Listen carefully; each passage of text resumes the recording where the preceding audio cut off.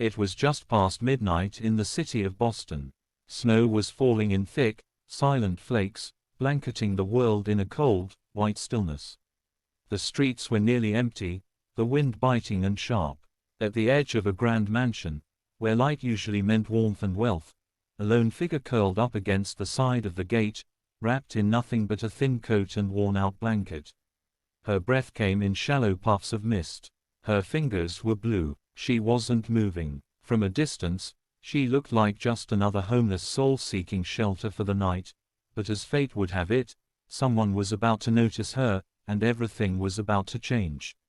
Before we dive deeper into this emotional true life-inspired story, please take a moment to like this video, subscribe to our channel Kindness Speaks, and share it with someone who believes in humanity, second chances, and the simple power of doing good.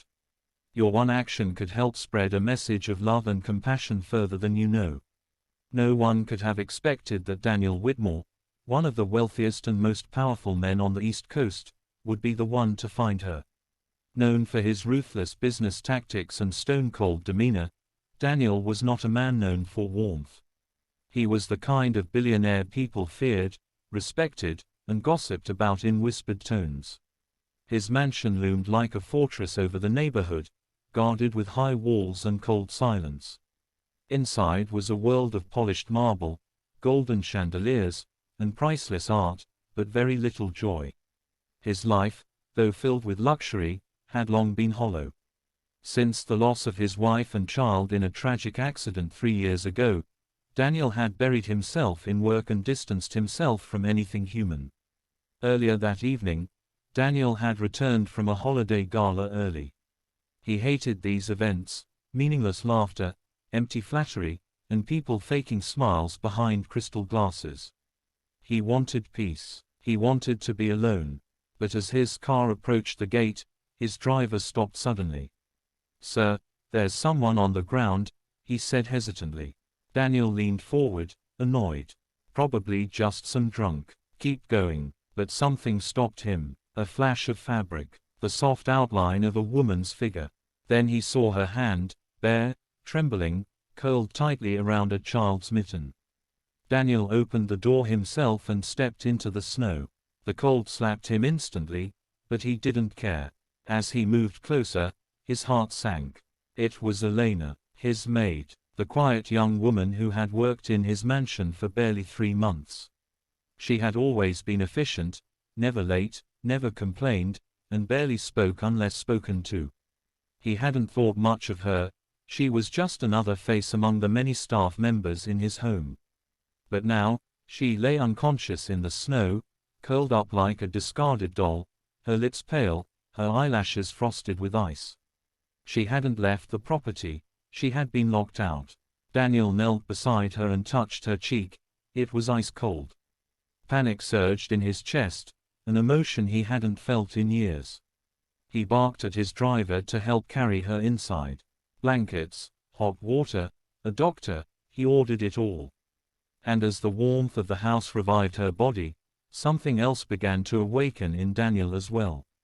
The doctor said it was hypothermia, that had she been found even 20 minutes later, she might not have survived.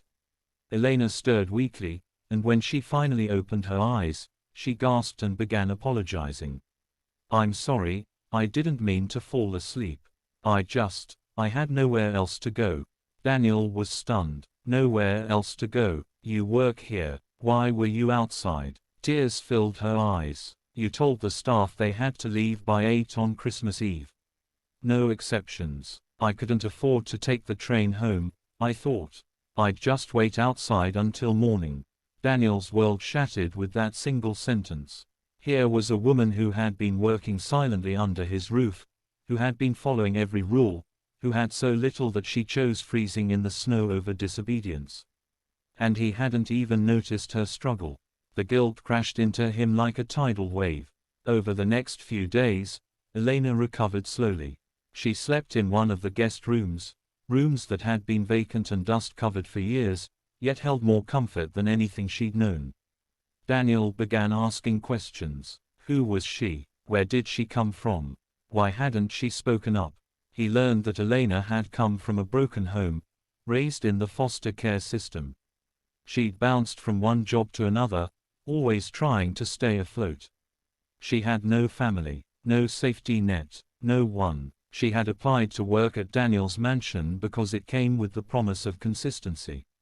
She had hoped to save money, go back to school, and make a better life for herself. But she had never imagined how cold and inhuman the wealthy world could be. For the first time, Daniel listened, not just to Elena, but to his staff, his surroundings, and his own soul. He walked through the halls of his mansion, once proud of its silence, now ashamed of its emptiness. He realized that he had spent years locking everyone out, not just emotionally, but physically, structurally, in policy and tone. And so, Daniel began to change. He didn't do it with grand gestures or press releases. It started small. He had a conversation with every staff member, learning their names, their stories. He doubled their salaries, introduced healthcare benefits, created private housing space on the property for those who needed shelter.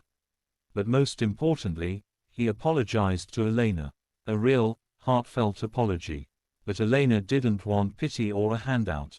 She wanted purpose. She asked to stay on, but in a new role, helping manage a community outreach program Daniel decided to fund. A place where struggling women like her could find support, shelter, education, and employment. Daniel agreed, and together, they built Haven House. It became more than a shelter. It became a place of rebirth. Over the following months, Daniel and Elena developed a quiet bond. Not romantic at first, just deeply human. Two people who had once been frozen in different ways, one in trauma, the other in poverty, now found warmth in each other's presence. They spent evenings planning fundraisers, visiting shelters, sitting in quiet companionship. And slowly, something more began to blossom. The mansion, once cold and silent, became a home again. The final snowfall of the season came almost exactly a year after that cold Christmas Eve. But this time, the snow didn't feel like a punishment. It fell gently outside the windows as laughter echoed from within the walls of the Whitmore mansion. Staff, friends, and former shelter residents gathered for a community dinner, hosted by Daniel and Elena. There was warmth, there was life, there was love. As the camera pans out, capturing that glowing home surrounded by falling snow, one truth remains clear: sometimes, it takes a single act of compassion to thaw a frozen heart. If this story touched your heart, even just a little, please like this video, subscribe to Kindness Speaks, and share it with someone who needs a reminder that love and kindness still exist in this world. Your support helps us bring more powerful stories like this to life. Speech balloon special request: before you leave, we'd love to hear from you. Would you have done what Daniel did? Or have you ever been helped, or helped someone, in a moment of need? Please leave a comment below and share your thoughts. Your story might inspire someone else.